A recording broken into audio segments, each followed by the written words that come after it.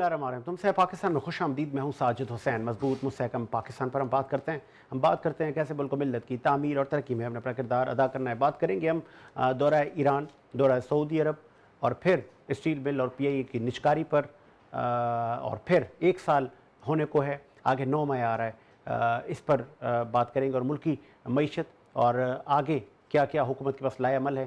موضوع پہ بات کرنے کے لیے میرے ساتھ موجود ہیں پی ایم ایل این کے سینئر رہنما سید نثار شاہ نے جوائن کیا. بہت شکریہ شاہ صاحب، آپ نے ٹائم دیا. شاہ صاحب کیٹیگوریکلی علی امین گنڈا پور کا کیا کرنا ہے؟ وہ تو ہاتھ میں نہیں آ رہے کسی کے، وہ تو اسلام آباد کو بھی قبضہ کر لیں گے. بسم اللہ الرحمن الرحیم. دیکھیں آپ نے جن کا نام لیا مجھے تو عجیب سا لگ رہا ہے.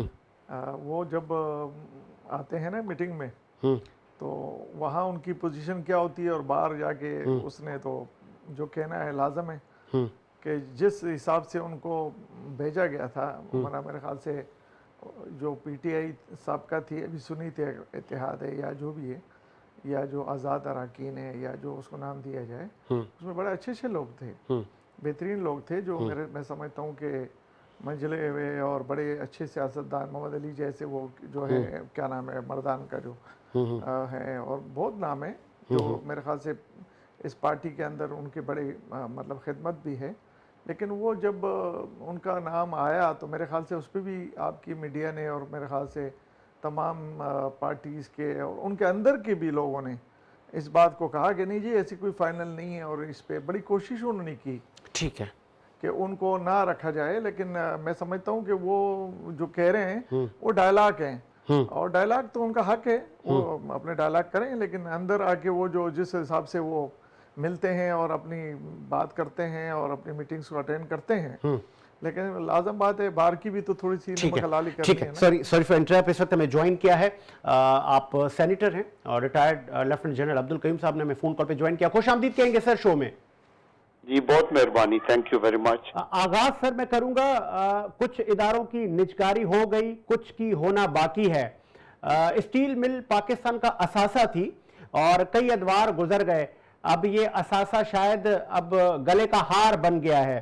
آپ نے بھی اس کی باغ دور سنبھالی، بڑے پروفٹ میں جا رہی تھی آپ کے دور میں، پھر ایسا کیا ہوا کہ آپ پی آئی اے بھی ہم سیل کرنے کے لیے پر توڑ رہے ہیں؟ جی اب دیکھیں یہ بد نصیبی ہے نا کہ ان اداروں کو اگر آپ پولیٹیسائز کریں گے اور ان اداروں کے پیچھے گورنمنٹ جو ہے صحیح طریقے سے ہاتھ نہیں رکھے گی اور ادھر دھیان نہیں دیا جائے گا، پھر آپ ان کے جو چیف ایگزیکٹوز ہیں وہ ایسے سفارشی لوگ لگا دیں گے جن کا تجربہ نہیں ہوگا، تو مسائل ہیں. اور آپ کو پتا ہے کہ اسٹیل مل یہ ایک ہماری گولڈ مائن تھی. اس کی وجہ یہ ہے کہ یہاں جو سٹیل تیار ہوتا ہے وہ ڈیفنس میں بھی استعمال ہوتا ہے، ٹنلز کے اندر بہترین جہاں جہاں آپ کو وہ چاہیے ہوتا تھا. تو پھر اس کی یکمشت انہوں نے کرنی چاہیے اس کی پرائیویٹائزیشن. اس وقت میں نے ان کو کہا کہ اس کو پرائیویٹائز کرنے میں حرج کوئی نہیں ہے، لیکن آپ اس کے شیئر فلوٹ کرتے ہیں، شیئر بیچ کے تو ہم اس کا کچھ لے لیتے ہیں اور پھر گریجولی اس کو پرائیویٹ سیکٹر میں کر دیتے ہیں، لیکن نہیں کیا. بٹ جب میں اس کو چھوڑ کے آیا تو اس وقت کافی ایسٹس تھے، 6 ارب کا خام مال پڑا تھا، 6 ارب کے فنش پروڈکٹ تھے، 10 بلین کی سیونگ تھی بینک کے اندر پڑی ہوئی 13 ستمبر 2006 کو، اور $1 بھی ہم نے کسی کا نہیں دینا تھا، سب ہم نے ان کی وہ چیزیں ختم کر دی تھی، لوگوں کے جو لون تھے بینکوں کے سارے ختم کیے تھے. تو یہ ایک ٹیکنالوجی تھی، اور جس وقت میں یہ ٹیکنالوجی حاصل کی گئی ایسے سمجھا جاتا تھا جیسے آپ نے میزائل ٹیکنالوجی لے لیے، چونکہ میٹلرجی میں بڑے کم ملکوں کے اندر سٹیل انڈسٹری تھی، اور سٹیل انڈسٹری بنیاد ہوتی ہے آپ کی نارمل انڈسٹریلائزیشن اور اکنامکس کی. تو یہ انفارچونیٹ ہے، بٹ آئی ہوپ کہ اس کے اندر کوئی اچھا انویسٹر آ جائے اور اس میں گورنمنٹ کی شیئرز بھی ہوں تو اس کو اچھی طریقے سے چلایا جا سکے. اچھا اب میں آ جاتا ہوں پی آئی اے پر. اب پی آئی اے بھی کہہ رہے ہیں کہ یہ اب ہم لاس برداشت، ہماری اکنومی اب برداشت نہیں کر سکتی، اتنے بیک لاک ہو گئے ہیں. یا دیکھو پی آئی اے کا بھی جو ہے نا، چونکہ پی آئی اے کے اندر بھی بڑی پولیٹیکل بھرتیاں ہوئی ہیں. ٹھیک ہے. پی آئی اے کے اندر بھی یونینز کا بہت سا ایسا دور رہا ہے کہ میں جب سینٹ میں تھا تو مجھے ڈپیوٹ کیا کہ یہ پی آئی اے کی انکوائری کرو اور چیک کرو کہ ادھر کیا ہے. تو میں حیران ہو گیا کہ جب مجھے بتایا گیا کہ یونین کے لوگ پی آئی اے کے یہ ریکمینڈ کرتے تھے کہ کس فلائٹ پہ کون سا پائلٹ جائے گا اور کون سی ایئر ہوسٹس جائے گی، باہر جانا ہے تو ادھر، حالانکہ ان کا رول ورکرز کی حد تک ہوتا ہے. تو یہ بلیک میلنگ ہر چیز کے اندر، تو میرے خیال میں پرائیویٹ سیکٹر میں کوئی اچھے انویسٹرز ہوں اور وہ اس کو اگر چلا سکیں. ابھی یہ دنیا کی بڑی بڑی ایئر لائنیں، یہ جو ہے برٹش ایئر ویز اور بہت سی، یہ پرائیویٹ سیکٹر میں ایک بڑا معصومانہ سوال جنرل صاحب، چونکہ جب آپ جیسی شخصیات لائن پہ ہوں تو کوشش ہماری بھی یہ ہوتی ہے کہ بہت کچھ کم وقت میں آپ سے ہم پوچھ لیں. عارف حبیب صاحب نے شہباز صاحب کو کہا بانی پی ٹی آئی کے لیے، تو پھر انویسٹر جو ہمارے یہاں پہ بزنس کمیونٹی ہے ان کو انگیج حکومتیں کرتی ہیں، وزراء کرتے ہیں، پھر وہ باہر کے بھی انویسٹر لاتے ہیں، وہ خود بھی انویسٹ کرنے کی طاقت رکھتے ہیں. ہمارے پاس ایسے ٹائکون ہیں یہاں پر. تو سر مان لے پھر ان کی بات عارف حبیب صاحب کی. دیکھیں بالکل عارف حبیب صاحب ایک بہت بڑا نام ہے بزنس کمیونٹی کا، سٹاک بروکر بھی ہیں، انڈسٹریلسٹ بھی ہیں، اور اس وقت بھی یہ انٹرسٹڈ تھے سٹیل مل کو خریدنے میں.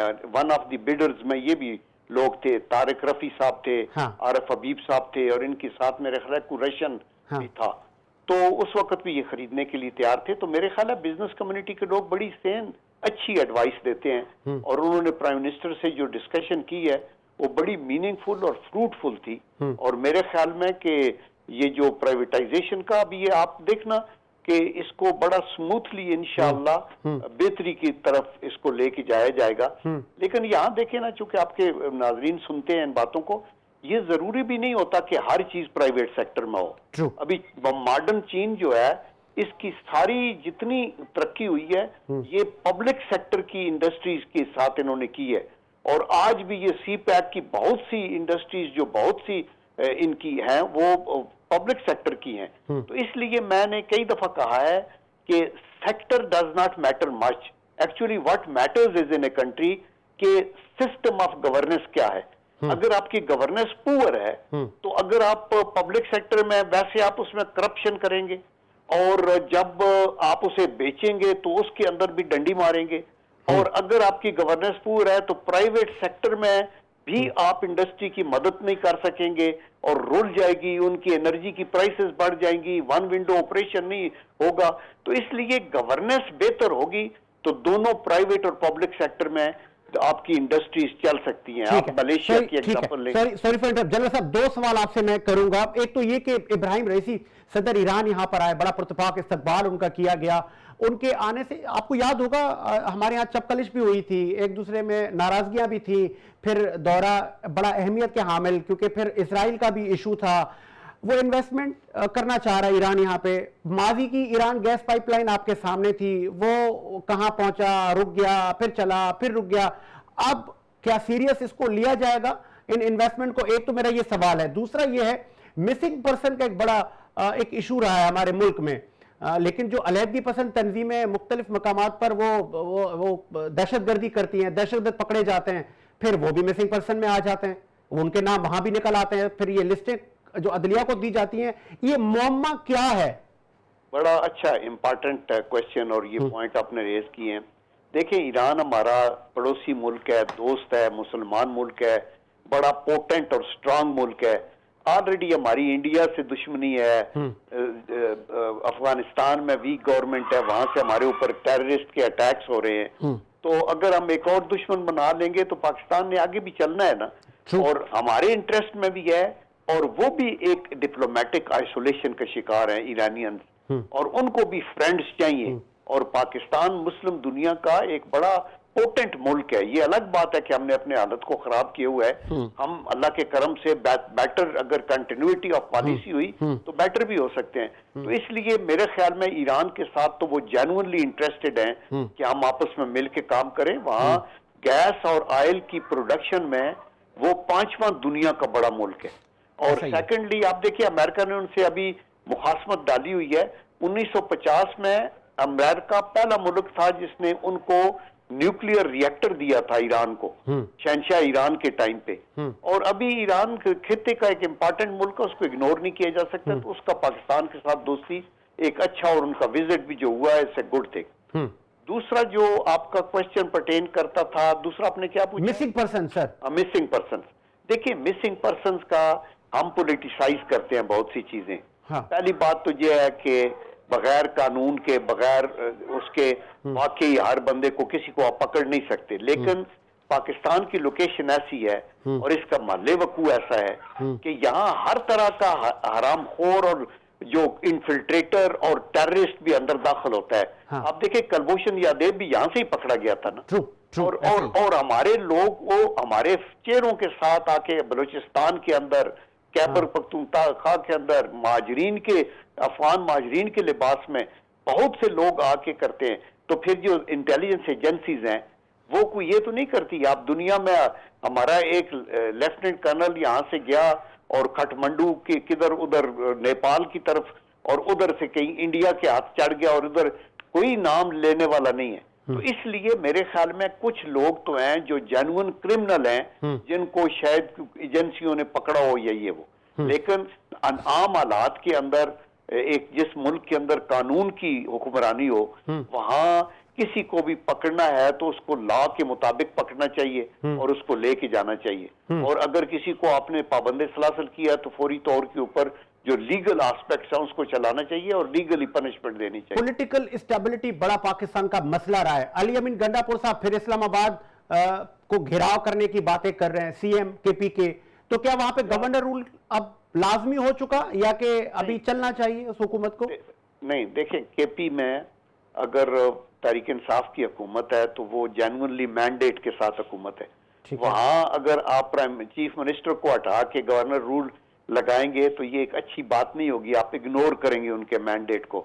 گنڈا پور صاحب کو ذمہ داری سے بیان دینا چاہیے. وہ جو کچھ کہہ رہا ہے نا، میں اللہ بولوں گا، اسلام آباد پہ یہ کر دوں گا، یہ ان کی پارٹی والے بھی، میں آج رؤوف حسن کو سن رہا تھا، اس نے کہا نہیں وہ سیاسی بیان ہے، اس کو ویسے ہی اس نے کہہ دیا. نہیں تو چیف ایگزیکٹو ایک سی ایم کے پی کے ایک بڑے صوبے کا سی ایم اس طرح کی سٹیٹمنٹ سیریس نہ لیا جائے اس کو. اس سے پہلے مروت کہہ رہا تھا کہ اگر ایسے کریں گے تو ہم دوبارہ 9 مئی کر دیں گے. پارٹی ڈینائی کر رہی ہے کہ ہماری انوالومنٹ ہی نہیں ہے اور وہ یہی کہہ رہا ہے. تو اس لیے یہ پارٹی پہ تحریک انصاف بھی نا ایک ہجوم ہے. اس میں وہ جل اور پھر لیڈر نہیں ہے تو بات کی وکلاء نے کچھ نے اپنا جھنڈا آگے لگایا ہوا ہے. تو اللہ تعالیٰ کرے ان کے اندر کوہیرنس ہو. مجھے ہمیں امپورٹنٹ پارٹیاں. ایک لاسٹ آپ سے سوال ہے. 9 مئی آ رہی ہے، ایک سال قریب ہونے کو ہے. 9 مئی کو ایک سال ہو جائے گا. سانحہ رونما ہوا تھا 9 مئی کو. آپ ایکس مین سروس کے پریزیڈنٹ بھی ہیں، تو کیا حکمت عملی ہوگی سر؟ 9 مئی کو حکومت وقت نے ابھی تک اعلان نہیں کیا یوم سیاہ کا.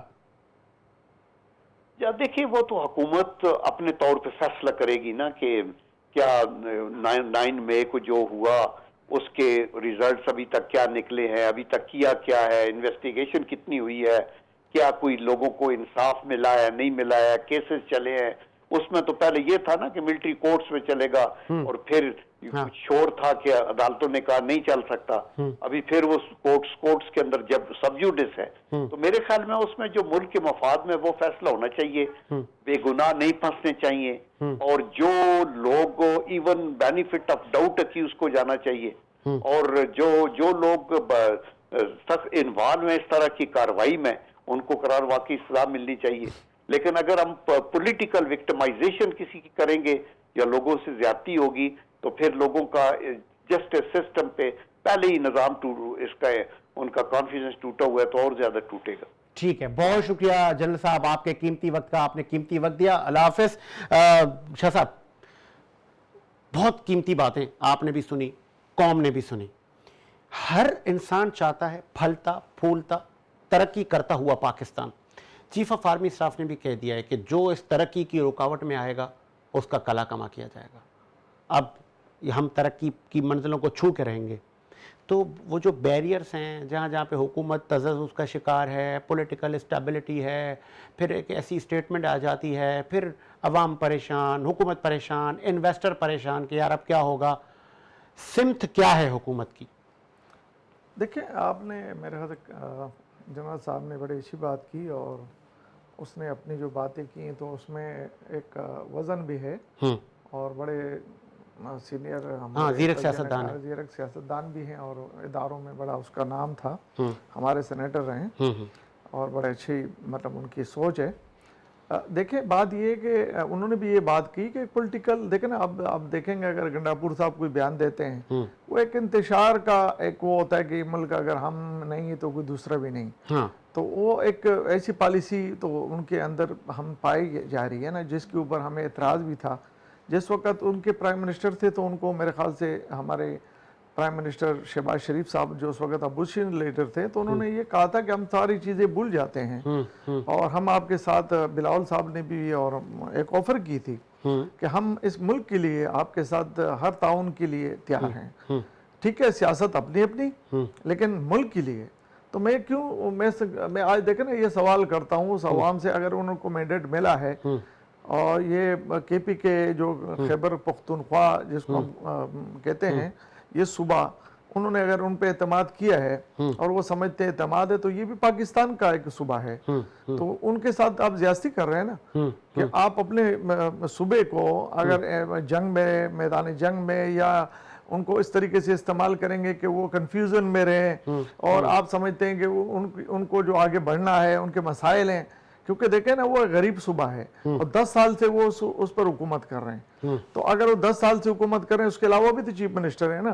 बलूचिस्तान का चीफ मिनिस्टर अपना काम कर रहा है, पंजाब का चीफ मिनिस्टर अपना काम कर रहा है, सिंध का चीफ मिनिस्टर अपना काम कर रहा है। अब एक क्या पड़ी है, या आपने जैसे बताया, सवाल किया जनरल साहब से कि जी गवर्नर आज, तो देखिए ना, ये किसने सोचा है कि गवर्नर आज, क्यों? हम तो कोई ये सोच ही नहीं है। हमारे कायद मोहतरम नवाज शरीफ साहब ने 2013 में भी, उस टाइम पे आराम से हम सूबाई हुकूमत के लिए अपनी बना सकते थे, लेकिन उस वक्त मोहतरम फजल रहमान साहब नाराज भी हुए थे। अच्छा, अभी भी जो नाराज है?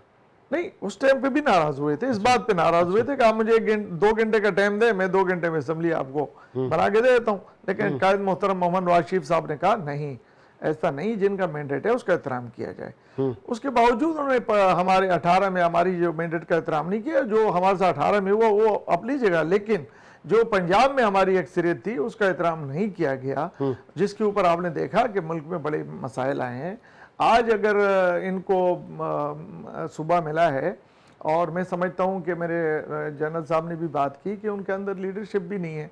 अब वो मैंने एक प्रोग्राम में, आपकी प्रोग्राम में ये कहा था कि वहाँ अंदर जो भी जाता है जेल में, वो वापस आता है तो वो कहते हैं जी मैंने ये बयान, ये मुझे ये हुक्म आया है। हाँ। अब वो पता नहीं, वो फिर दूसरा जाता है तो फिर वो दूसरा हुक्म आता है। अब इनको चीफ मिनिस्टर लगा के ये भी कहा गया कि आप मुल्क को डिस्टर्ब करें, तो इसी से लगता है। लेकिन जब वो जाता है वहाँ उसके पर जलने लगते हैं। वो कहीं जाता है ना मीटिंग में, तो वहाँ पर जलते हैं। अब मुझे ये बताएं, तो आपने पूछा जो जलने की आपने बात की, ये पर सिर्फ पाकिस्तानी कौम के जले हैं, पीटीआई के जले हैं, पीटीआई की सोशल मीडिया विंग के जले हैं? मरियम साहब असर पहुंच गई पुलिस परेड पर, उन्होंने वर्दी पहन ली, बड़ा एक हल्ला अभी तक कम नहीं हुआ, बीबी पर ट्रोलिंग की जा रही है सीएम पंजाब पर। वजह क्या है? उसकी वजह है, देखिए उसकी वजह सबसे बड़ी बात यह है कि जो हम तमाम पार्टियां कहती हैं कि इनका काम यही है, इन्होंने अपने दौर में भी ये किया था, फंडिंग की, आपके टैक्सों से के जो पैसे थे वो इसी कामों में लगाए। देखिए मुल्क में अगर आपकी हुकूमत थी, आप अपनी हुकूमत करते पे स्टार अगर वो देखे ना, स्टार प्लस की एक्टिंग हो रही है, उस पे गाने लगाए जा रहे हैं, मजाक उड़ाया जा रहा है सीएम साहिबा का, देखें उससे कोई फर्क नहीं पड़ता। अच्छा। वो इनकी हैसियत सामने आ रही है। अच्छा। मैं समझता हूं कि ये कोई नई बात नहीं है। फिर एफआईआर के लिए भी उनके वकला गए हैं पीटीआई के कि ये पुलिस की वर्दी सीएम ने कैसे पहनी, हालांकि ये आईने पाकिस्तान सवाबदीदी इख्तियार देता है। मेरे ख्याल से मैं तो कानून के मुताबिक सवाल अगर वो गए हैं तो वो कानून भी उनको आ जाएगा अगर उनके इल्म में होगा। लेकिन अगर वो गई है, यकजहती उनसे की है, अपने मोराल अप हुआ, उनके साथ वो खड़ी हो गई, उनके साथ खड़ी हो गई और उनके साथ खड़े होके उन्होंने परेड में हिस्सा लिया। उनके आउट पासिंग में तो मेरे ख्याल से सब गेस्ट जाते हैं, हर गेस्ट जाते हैं, यहाँ हर सूबे में जाते हैं। तो मैं नहीं समझता कि वर्दी पहनने पे अगर कोई कानूनी कोई खिलाफ वर्दी है, तो मैं नहीं समझता कि अगर उन्होंने एक वर्दी पहन ली, कोई आसमान गिरा या कुछ, आप उसकी बात करें। मुल्क में महंगाई है, मुल्क में जो मसाइल हैं, मुल्क को आगे ले जाना है, मुल्क को जो उमर अयूब ने सबसे ज्यादा तनकीद की, सर लीडर ऑफ अपोजिशन है, बड़े गूंजे बरसे हैं कि ये क्या हो रहा है इस मुल्क में, कहाँ है वजीर, कोई यूनिफॉर्म पहन रहा है, कोई फोटो सेशन करवा रहा है, कोई प्लान नहीं है कि हुकूमत किस सिमत जा रही है, कौन चला रहा है ये हुकूमत। उमर अयूब को क्या जवाब देंगे? देखिए उमर अयूब साहब मेरे ख्याल से वो साहब हैं کہ ان کو اقتدار میں رہنا ہوتا ہے, اچھا, کیونکہ وہ ان کا کام ہی اقتدار ہے, اسکرین پہ رہنا ہوتا ہے, اس کو اسکرین پہ رہنا ہوتا ہے. ابھی اس دفعہ ان کو نظر آ رہا ہے کہ اب اقتدار تو ہے نہیں, کیونکہ گنڈاپور صاحب ان کو اپنے صوبے میں بٹھاتے ہی نہیں ہیں, اور ادھر میرے خیال سے ان کی انٹری بھی نہیں دیتے ہیں. وہ تو بالکل ہی اسلام آباد میں ان کی رہائش ہے, وہ بس ہری پور جاتے ہیں, وہ جو ان کا گاؤں ہے, اور وہاں سے نکل کے تھرو آدھے گھنٹے کا راستہ ہے. وہ محمد نواز شریف صاحب نے بڑا اچھا موٹر وے بنا لی ہے, اب آدھے گھنٹے میں ہی پہنچ جاتے ہیں نا, پہلے تو 2-4 گھنٹے لگتے تھے, تو وہ آدھے گھنٹے میں آ جاتے ہیں, وہی اپنا پریس کے سامنے.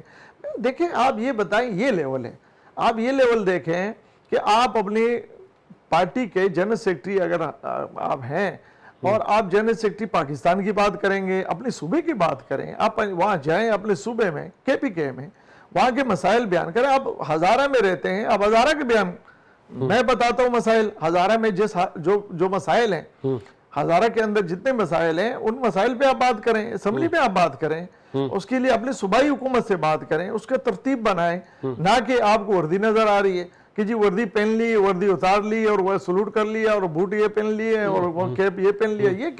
یہ کیا آپ سمجھتے ہیں کہ یہ ملک, مطلب ایسے لیڈر ہمیں ملے؟ اگر انہوں نے وردی پہن بھی لی تو اس سے پہلے بھی کسی نے پہنی ہوگی, اور اس سے پہلے بھی ایسا ہو گیا ہوگا, اور اگر آپ کو اعتراض ہے تو قانون لا پاس کریں, کہ ایسا نہ کریں, ٹھیک ہے, کوئی بات نہیں ہے, نہیں ہوگا, ہمیں اس پہ کوئی اعتراض نہیں ہے کہ اسمبلی میں, یہ قومی اسمبلی میں پاس کرا لیتے ہیں. اب آ جاتے ہیں وفاق کی, میں نے اب کچے میں سندھ میں آ جاتے ہیں. سندھ میں آپ کی حکومت نہیں ہے, لیکن کولیشن گورنمنٹ ہے. شہباز صاحب آئے, CM صاحب نے بڑا ان کا بہترین ویلکم کیا, 150 بسیں بھی آپ لوگ سندھ حکومت کو دے رہے ہیں. تو یہ سندھ حکومت کو وہ جو کچے کے ڈاکو ہیں وہ بھی صفایا کر کے دینا سر. وہ روز بندے اٹھا کے لے جاتے ہیں, کروڑوں روپے طلب کرتے ہیں, لوگ مائیں بہنیں رو رہی ہیں, ان کے ساتھ زیادتی کرتے ہیں. وہ ایون ڈرائیوروں کو اٹھا کے لے جاتے ہیں, باہر کے آئے ہوئے مہمانوں کو اٹھا کے لے جاتے ہیں. یہ ڈاکوؤں کا وفاقی حکومت کیا کر رہی ہے؟ میں سمجھتا ہوں کہ 92 میں اس کے اوپر قائد محترم محمد نواز شریف صاحب نے ایک آپریشن کیا تھا. اس کے بعد جب بھی ان کی حکومت آئی ہے PMLN کی, تو انہوں نے اس پہ کام کیا ہے. ابھی پرائم منسٹر صاحب نے اس پہ بڑا ایکشن لیا ہے, اور چیف منسٹر جو اس کے کیپٹن ہوتے ہیں, اور یہ اس کے ڈومین میں آتا ہے, یہ ڈائریکٹ پرائم منسٹر اوپر سے کوئی ایسا حکم نہیں صادر کر سکتے. اس کا ایک رول ریگولیشن ہے جس کے اوپر انہوں پرائم منسٹر صاحب نے, لازم ہے یہاں کے جو انتظامیہ ہے اور چیف منسٹر صاحب ہیں, ان سے اس پہ بازگشت بھی کی ہے, اور جو اور مسائل ہیں اس پہ بھی جو لوگوں نے مسائل بیان کیے. کیا کوئی پولیٹیکل پریشر ہے سندھ حکومت پر؟ وجہ کیا ہے؟ یا کہ گاڑیاں نہیں ہیں, فورس کے لوگ نہیں ہیں, کیوں نہیں ختم ہو پاتے مٹھی بھر لوگ؟ میں سمجھتا ہوں کہ ہونا چاہیے, اس میں ویل ہونا چاہیے, اور یہ حکومت ہے, یہ 15 سال سے انہوں نے حکومت کی ہے, دن دہاڑے آتے ہیں, اور اس طریقے سے جو آپ نے جو بات کی, یہ جو ہم فیس بک پہ یا نیٹ پہ دیکھتے ہیں تو بڑا افسوس ہوتا ہے. اور جو متاثر ہیں, ان کی جو متاثرین ہیں, اور جو وہاں پر لوگ شہید ہو رہے ہیں, اور جو زیادتیاں ہو رہی ہیں, میں سمجھتا ہوں کہ صوبائی حکومت کو اس پہ فوری طور پہ تمام کام چھوڑ کے اس پہ کام کرنا چاہیے. اس سے بڑھ کر کیا, جو کچے کے ایریا سے متصل پولیس چوکیاں ہیں, وہ دن دہاڑے اس چوکیوں کو تباہ کرتے ہیں, پولیس والوں کو بٹھا کے لے جاتے ہیں. اوہ, یہ کوئی بارڈر ہے کوئی دوسرے ملک کا؟ لمحہ فکری ہے کہ فورسز کے لوگوں کو آپ ماریں, اغوا کر کے لے جائیں.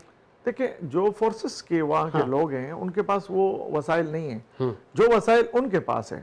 جو ڈاکو, وہاں کے جو ڈاکو ہیں, ان کے پاس جو مشین گنیں ہیں, جو اسلحہ ہے, تو ہمارے والوں کے پاس تو وہ تو اس سے فائر بھی نہیں ہوتا ہے, وہ تو زنگ آلود ہوتی ہے. وہاں ان کے پاس رہنے کی, دیکھا آپ ویڈیو نیٹ پہ دیکھیں, ان کو جو وہاں اندر بھیجا گیا ہے, کون دے گا ان کو؟ صوبائی حکومت کا کام ہے. اب میں بتاتا ہوں آپ کو, پولیس اہلکار ٹرانسفر ہوئے ہیں کراچی میں, تو میرے پاس ایک پریس ریلیز آئی ہے, نوجوانان مہاجر, انہوں نے ایک پریس ریلیز جاری کی ہے. مختلف جرائم میں ملوث پولیس اہلکاروں کا کراچی تبادلہ انتہائی تشویشناک ہے, جوانان مہاجر اس عمل کی مذمت کرتے ہیں. یہ وہ پولیس افسران ہیں, کم و بیش 50 سے زائد, جن پر سندھ حکومت کو شک و شبہات تھے کہ یہ کچے کے ڈاکوؤں کے ساتھ ملے ہوئے ہیں, یا یہ آرڈرز کو اوبے نہیں کرتے, تو ان کو ادھر کراچی ٹرانسفر کیا جا رہا ہے, جس پر یہ رد عمل آیا ہے. اس رد عمل کو کیسے دیکھتے ہیں کہ یہ کیا ہو رہا ہے؟ اگر وہ انکمپیٹنٹ ہیں, آرڈرز کو نہیں مانتے, تو بھائی معطل کریں. کراچی بھیجنے کا مقصد سبج سے باہر نہیں؟ بالکل باہر ہے. اگر کچھ مشکوک لوگ ہیں جو فورسز میں ہیں تو ان کو میں نہیں سمجھتا کہ آپ کسی صوبے میں اس کو رکھیں. آپ اس کو بالکل ان کی انکوائری کریں اور ان کو ہٹائیں محکمے سے. اور اس کی جگہ بہت سے افسران ہیں ہمارے, بڑے اچھے افسران ہیں کراچی میں سمجھتا ہوں کہ کراچی کے جو فورس کے لوگ ہیں, پولیس فورس کے, انہوں نے بڑے بڑے آپریشن کیے ہیں اور بڑے نامی گرامی یہاں کے افسران ہیں. اگر آپ ان کو سپورٹ کریں, میں سمجھتا ہوں کہ ان کو اگر آپ بھیج دیں تو میں نہیں سمجھتا کہ یہ ان کے لیے 10 دن کا ہی مسئلہ ہوگا یہ, اگر ان کو سپورٹ کر لیں. آئی جی صاحب سے میں بھی یہ مطالبہ کروں گا, چیف منسٹر صاحب سے, کہ اس سے پہلے بھی ایسے واقعات ہوئے ہیں تو یہ معاملہ جو ہے نا بالکل کنٹرول میں تھا اور بڑے عرصے تک کنٹرول میں تھا. پارٹی کیسی جا رہی ہے نواز شریف کی سندھ میں, جو آپ کا ایک پولیٹیکل اسٹرکچر ہے؟ وزیر اعظم شہباز شریف صاحب آئے, شاہ محمد شاہ سمیت آپ, بشیر میمن, اطلاعات ہمارے ذرائع بتاتے ہیں, پتہ نہیں وہ جھوٹ بتاتے ہیں سچ بتاتے ہیں, کہ پارٹی میں ایک وہ منظم معاملات نہیں ہیں, ایسا ہے؟ نہیں دیکھیں ایسی بات نہیں ہے. اچھا, اس ٹائم پہ پی ایم ایل این کی حکومت ہے وفاق میں اور پنجاب میں, تو میں سمجھتا ہوں کہ وفاق میں اس ٹائم پہ ہمارے جو صدر ہیں وہ پرائم منسٹر ہیں, تو لازم ہے وہ ان کا دورہ کراچی جو تھا وہ آئے تھے, وہ لازم ہے یہاں پر انہوں نے کابینہ سے بھی, اور یہ جو آپ نے مسائل بتائے ان تمام مسائل کے ان کے پاس اطلاعات تھی, تو انہوں نے لازم ہے یہاں کی چیف منسٹر کے ساتھ مل کے, یہاں کی کابینہ کے ساتھ آپ کی پارٹی نے شارع فیصل پر بینرنگ نہیں کی, صرف کیسر شیخ صاحب نے ایک آدھ وہ لگایا کہ ہم شہباز شریف صاحب کو ویلکم کرتے ہیں, پارٹی نے ویلکم نہیں کیا دیکھیں صاحب کو؟ کیشر سے کابینہ کا حصہ ہیں اور کراچی پورٹ شپنگ جو میریٹائم کے وہ منسٹر ہیں, تو یہ کراچی سے زیادہ اس کا وہ ہوتا ہے. دوسری بات یہ کہ پرائم منسٹر ہیں, پارٹی کے پریزیڈنٹ تو بعد میں, پہلے تو پرائم منسٹر ہیں, تو ان کی جو سیکورٹی اور ان کے جو معاملات ہوتے ہیں اس میں پارٹی انوالو نہیں ہوتی. ان کو پارٹی کہیں ایسا تو نہیں ہے کہ پی ایم شہباز شریف نے سندھ کی پی ایم ایل این کو لفٹ نہیں کرائی؟ نہیں ایسی بات نہیں ہے, اس سے میٹنگ ہوئی ہے. اچھا, ہمارے صوبائی قیادت سے میٹنگ ہوئی ہے اور بہت ساتھی ہمارے موجود تھے اس میں, اور اس میں باقاعدہ انہوں نے پوچھا. سندھ حکومت میں آپ کو حصہ ملے گا؟ مشیر, نہیں, مجھے نہیں ہے ایسی, ہمیں ضرورت بھی نہیں ہے. اچھا, اس ٹائم پہ وہ اپنی حکومت کریں اور اپنے نہیں, تو یہاں پہ جو سندھ میں جو آپ کی قیادت ہے, آپ نے وزیر اعظم سے یہ نہیں کہا کہ ہم اگر آپ وہاں وفاق میں کولیشن ہے تو سندھ میں بھی کولیشن ہونا چاہیے؟ نہیں, ہمیں تو میرے خیال سے یہ معلوم ہے کہ وہاں کولیشن نہیں ہے. اچھا, وہاں کولیشن نہیں ہے. کابینہ جو ہماری ہے وہ نہیں, ممکن ہے ہو جائے گا آگے, ابھی تک تو اگر ہوگا تو پھر صوبائی حکومت میں بھی لازم ہے, اگر وہ ہوگا تو پھر یہاں بھی ہوگا. فی الحال ہماری یہ کہ ہم تنظیمی معاملات آپ نے بتائے, ہمارے 11 مئی کو جنرل کونسل کا اجلاس ہے اور انشاءاللہ آپ دیکھیں گے اس میں بڑے اچھے فیصلے ہوں گے تو لاہور میں. تو اس پہ ہماری مطلب یہ کہ یہ آپ نے جیسے بتایا نا پارٹی کی, تو پہلے ہم نے حکومت سازی کا معاملہ تھا, پر یہ تمام چیزیں تھی. تو اب انشاءاللہ 11 مئی کو ہمارے جنرل کونسل کا اجلاس ہے. جنرل کونسل کے اجلاس میں آپ سمجھتے ہیں کہ بہت سی چیزیں ہوتی ہیں جو اس میں فیصلے ہوتے ہیں اور کچھ چیزیں ہوتی ہیں. اب آ جاتے ہیں عوامی امید ہے کہ انشاءاللہ 11 مئی کے رات شام کو آپ کو اچھی خبر ملے گی کہ ہماری جو آرگنائزیشن ہے اس کے اندر بڑی اچھی مطلب ڈیولپمنٹ ہوگی. Really appreciate. اب آ جاتے ہیں عوامی ریلیف پر. وزیر اعظم شہباز شریف سے لے کے سی ایم سندھ, انہوں نے کہا ہے کہ ہم عوام کو مہنگی بجلی کے آسرے نہیں چھوڑ سکتے, عوام کو ہم ریلیف دیں گے, بجلی سستی کریں گے, گیس سستی کریں گے. یہ جو عوامی ریلیف کی جتنے معاملات ہیں, روٹی سے لے کر کپڑا, کپڑے سے لے کے مکان, مکان سے لے کے اشیاء خوردنوش سے لے کے بجلی, گیس, کب ریلیف ملے گا, کیسے ملے گا, کتنے وقت میں ملے گا؟ دیکھیں آپ بھی سمجھتے ہیں کہ ہر حکومت کا ٹارگٹ ہوتا ہے کہ میری حکومت ہو اور وہ مطلب سستا ہر چیز ہو, گیس بھی سستی ہو, بجلی بھی سستی ہو اور ملک میں امن و امان بھی ہو. تو میں سمجھے ہر سائٹ پہ یہ کام کیا جا رہا ہے. گیس کے اوپر بھی کام کیا جا رہا ہے اور بجلی کے اوپر بھی. اس میں دیکھیں نا بجلی چوری کا بہت زیادہ مسئلہ ہے ہمارے ملک میں اور بے دھڑکے سے آپ دیکھتے ہیں کہ چوری ہوتی ہے. اس میں آج آپ کے پروگرام کے وجہ بتاؤں, کراچی کے الیکٹرک جو ہے جو کے الیکٹرک ہے اس کے اندر کم از کم 50% خود ان کے لوگ ملوث ہیں چوری. اچھا, یہ ان کے لوگ جو ہے نا, ان کو اگر ہم جا کے کہتے بھی مطلب انہی کے لوگ کنڈے لگا کے بھی دیتے ہیں, ان کے لوگ کنڈے لگا کے دیتے ہیں اور ان سے پیسے کلیکٹ کرتے ہیں. اور ان کے اگر جی ایم کو یا ان کے ڈائریکٹر کو آپ یہ بات بولیں, وہ کہتے ہیں ہم کیا کر سکتے ہیں, ہمارے پاس فورس نہیں ہے, تو یہ کتنا بڑا ڈپارٹمنٹ آپ چلا رہے ہیں, آپ کے تو پھر آپ بل کیسے لے سکتے آپ بل کیسے لے رہے ہیں, آپ پھر پیسے کیسے لیتے ہیں لوگوں کے, سروسز دیں گے تو بل لیں گے نا آپ. دیکھیں نا بات یہ ہے کہ کے الیکٹرک کا میں اگر دیکھیں اس طریقے سے آپ نے جو ہماری وابڈا کی بات کی اس میں بھی یہ مسائل ہیں, اور اس کے اوپر ہمارے پرائم منسٹر نے واضح کہا ہے کہ چور کو بالکل جو چوری کرے گا اس کو زیرو ٹالرنس. بالکل. تو اس کے اوپر الحمدللہ کام ہے, لیکن میں سمجھتا ہوں کہ وابڈا کو بھی اور جو پرائم منسٹر نے آرڈر دیا وابڈا کو بھی اس پہ کام کرنا چاہیے, اور کے الیکٹرک کو, خاص کر کراچی انٹرنیشنل شہر ہے, اس کے اندر بہت زیادہ بدعنوانی, دیکھو عوام بھی چوری کر رہی ہے. میں بھی عوامی ایک کچی آبادی میں میرا بھی تعلق ہے, میں الیکشن بھی میں کنٹیسٹ کیا ہے, آپ نے بھی الیکشن کنٹیسٹ کیا ہے, تو آپ نے دیکھا کہ یہ بغیر کے الیکٹرک کے لوگوں کے ملے ہوئے یہ جو نا چیزیں نہیں ہوتی. تو میں سمجھتا ہوں کہ اس میں کے الیکٹرک کو بھی, ان کے افسران کو, جو ان کے لوگ ہیں, ان کو اپنی تنخواہ بھی گزارا کرنا چاہیے. میرے خیال ان کی بڑی بڑی تنخواہیں, لیکن وہ تنخواہ جو ان کو مل رہی ہے وہ تنخواہ سے, دیکھیں نا ایک جی ایم کی تنخواہ میرے اطلاع اس کا کیا کام ہے, ایک آفس میں بیٹھا رہتا ہے, اس کے 7 لاکھ روپے, باقی جو اس کے ٹی اے ڈی ہے یا تمام چیزیں, اس کے باوجود اگر اس کے کارندے علاقے کے اندر لگیں اور وہ کنڈے لگوائیں اور پیسے لیں, میں اس کے ثبوت پیش کر سکتا ہوں. میرے ساتھ بیٹھے میں ثبوت دیتا ہوں, میں نے اس کے اوپر کمپلین نہیں کی. سر نوکری چلی جائے گی جی ایم صاحب کی. ایک جی ایم نہیں ہوتا ہے, یہ ہر ایریا کے جی ایم ہوتا ہے. کراچی میں ایک میرے خیال سے بہت زیادہ جی ایم ہے, اور میں سمجھتا ہوں میں جس ایریا میں رہتا ہوں وہاں لائیو پروگرام میں بیٹھ کے اگر, جی میں لائیو پروگرام میں نے اس ٹائم کے جو میرا جی ایم تھا, آج سے قریباً 6 مہینے پہلے میں نے جی ایم صاحب کو نام بتائے کہ یہ بندہ آپ کے ایریا کے, اس میں کوئی کام نہیں ہوا. اچھا, اس کے علاوہ آپ نے جو بات کی کہ ایک اور حلقہ ہے یہ جو آپ کا یہ طارق روڈ سائڈ پہ, یہ جو شرف آباد, بادر آباد, یہ ریاست یہاں کے, میں نے اس کا جو ڈی جی وہ ہوتا ہے ڈپٹی جی ایم, ان سے بھی میں نے ریکویسٹ کی کہ دیکھیں وہ سامنے علاقہ ہے عمر کالونی جس کے اندر یہ کھلے چوری ہو رہی ہے, آپ کے لوگ اس میں ملے ہوئے ہیں. تو بولے ہم کیا کریں, ہم کیا کریں, کیا کریں, تو ہم نوکری چھوڑ دیں. دیکھیں اگر آپ بے بس ہیں تو آپ اس سیٹ پہ نہ بیٹھیں. آپ اے سی پہ, میں جس سیٹ پہ بیٹھا ہوں اگر مجھے اس سیٹ کا اختیار نہ ہو تو مجھے چھوڑ دینی چاہیے. جی میں بتاؤں, ان سے ملنے کا جو طریقہ کار ہے, آپ کو 4 جگہ سے گزرنا پڑے گا. نام کیا ہے ان کا؟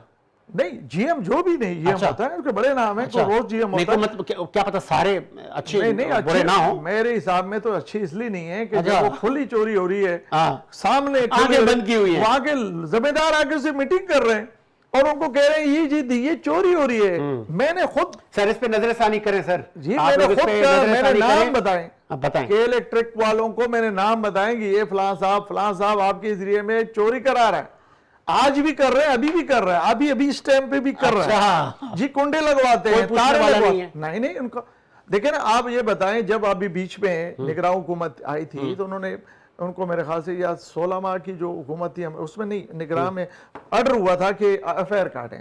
تو یہ ایف آئی آر کٹوانے میں بھی سستی کر رہے تھے کیونکہ ان کے لوگ تھے, وہ جو ملے ہوئے لوگ تھے وہ ان کے لوگ تھے. پھر وہ کوئی غریب ایسا دوسرا ضلع آپ کے اس کے اوپر ایف آئی آر کاٹ لیتے تھے. تو یہ ان کے حالات ہیں. میں سمجھتا ہوں یہ چوری میں جب آپ نے دیکھا کہ اس ٹائم پہ قائد محترم نواز شریف صاحب نے 97 کے اندر اس پہ باقاعدہ کام کیا تھا, اور یہ اس وقت آپ نے دیکھا تھا کہ فوج کے حوالے کیا گیا تھا, تو اس میں بہت کراچی میں بہت کنٹرول ہوا. چلے لاسٹ سٹوری میرے پاس, مولانا فضل الرحمان صاحب پی ڈی ایم کے سربراہ تھے, کون منائے گا ان کو؟ آپ منائیں, اور ہمیشہ وہ مان گئے ہیں, تو اس بار اتنی سستی کیوں؟ اس سستی نہیں ہے, قائد محترم محمد نواز شریف وہ صاحب تحریک چلائیں گے آپ کے گئے تھے, ملے تھے, ان کا رائٹ ہے, وہ اس کے تحفظات ہیں, اور یہ ایک تحفظات ہیں, ہمارے بھی تحفظات ہیں, تو لیکن ملک کو آگے وہ ڈنڈوں والی تحریک چلائیں گے آپ کی حکومت کے خلاف؟ ہم نے قائد محترم نواز شریف صاحب انشاءاللہ چائنا کا دورہ جب آپ کر کے آئیں گے تو انشاءاللہ وہ اپنی آرگنائزیشن کی جو میٹنگز ہیں اس تمام میں, تو اس میں انشاءاللہ وہ مولانا صاحب سے بھی رابطے میں ہیں, اور انشاءاللہ مولانا صاحب ایسا نہیں کریں گے, بڑے زیرک سیاستدان ہیں اور ہم ان کا احترام بھی کرتے ہیں. مطلب وہ دوست دشمن کی صف میں نہیں بیٹھیں گے؟ نہیں, کبھی بھی نہیں بیٹھیں گے, وہ ملک کے لیے بڑا سوچتے ہیں, لیکن ان کے کچھ تحفظات ہیں جو تحفظات آپ دور کریں گے, میں سمجھتا ہوں اس کو دور کرنا چاہیے. اور اس ٹائم پہ میں سمجھتا ہوں کہ ان کو بھی پاکستان کو آگے بڑھانے کے لیے اس حکومت کا ساتھ دینا چاہیے. اور ویسے غصے میں تو بہت سی چیزیں بول لیتے ہیں, ان کا رائٹ بھی ہے. میں سمجھتا ہوں کہ ایسا ہے کہ انشاءاللہ قائد ہمارے محترم نواز شریف صاحب جب ایک ملاقات اور کریں گے تو مزید انشاءاللہ کچھ چیزیں ٹھیک ہو جائیں گی انشاءاللہ. لاسٹ میں پی ٹی آئی अपोजिशन की सबसे बड़ी जमात वो धरनों की सियासत की बात कर रही थी, लेकिन वो कहते हैं ना, वो मज़ा नहीं आया। पता नहीं कोई लोग नहीं निकल रहे या आप लोगों का तशद्दुद अभी भी जारी है। वो हुकूमत वक्त पर इल्ज़ाम लगा रहे हैं कि हुकूमत हमें एहतजाज करने नहीं दे रही, हमारा आईनी हक़ इस्तेमाल नहीं करने दे रही। बानी PTI बाहर आते हुए आपको दिख रहे हैं?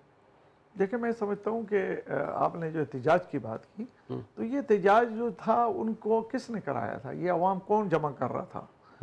जिस टाइम पे ये जब अवाम जमा कर रहे थे तो वो साहबान अभी तो नहीं है ना, अभी तो इस वक्त मुल्क को आगे बढ़ाने वाले साहबान मौजूद है।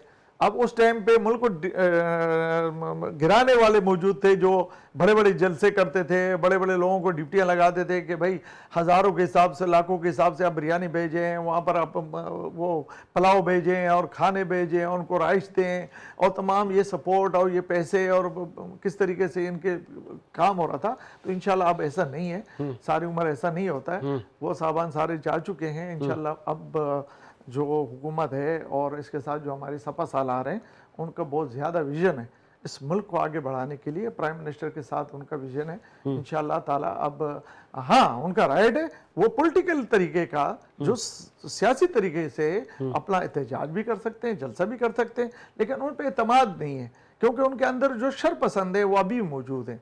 और वो उसी वजह से जो ना वो कहीं भी जाके कोई नुकसान करते हैं, तो जिसकी इजाज़त देते हुए थोड़ा सा एहतियात करना पड़ता है। आपने देखा ना, मरवत साहब बढ़ गया जो है, वो एक बयान देता है जो सऊदीया ने तो ये कर दिया था, उसकी बाद दूसरा बयान आ जाता है कि साबिक सदर और मौजूदा सदर आसिफ अली जरदारी साहब दूसरी बार सदर बन गए ना जी। उनकी करिश्माती शख्सियत है कि वो नामुमकिन को मुमकिन कर देते हैं, कातिल लीग को भी सीनियर वज़ारत तक ले आते हैं। तो ये करिश्मा आप लोग भी इस बार करें, या जरदारी साहब, या मिलकर आप लोग अभी मिल के बैठे हैं, बानी PTI के पास जाएं, आएँ प्यार मोहब्बत के साथ, मीसा के मईशत। और आपने पहले भी दावतें दी थी बानी PTI को गालबन, लेकिन वो नहीं आए। क्या अब ऐसा कोई है प्लान मिल बैठने का? उस टाइम भी ये मेरे ख्याल से हमारे पार्टी के तमाम कायदीन का ये विज़न है कि कोई सियासी कैदी नहीं होने चाहिए। और उस टाइम पे आपने देखा कि जिस साहब का आपने नाम लिया, प्रेसिडेंट पाकिस्तान जरदारी साहब के वक्त में भी और फिर हमारे दौर हुकूमत में भी ऐसा कुछ नहीं था। लेकिन जब आपने देखा कि जब PTI के दौर हुकूमत आया तो मेरे ख्याल से सारे सियासतदान जेल में। हाँ, ऐसे ही ठीक है। अब हम उन पर तनकीद करते हैं, लेकिन कि आपने चार दीवारी का तकद्दुस पामाल किया, ना औरत देखी, ना बूढ़ी देखी, ना बूढ़ा, और फिर शक की बुनियाद पर 6 माह के लिए आपने जेलें भरी। जी।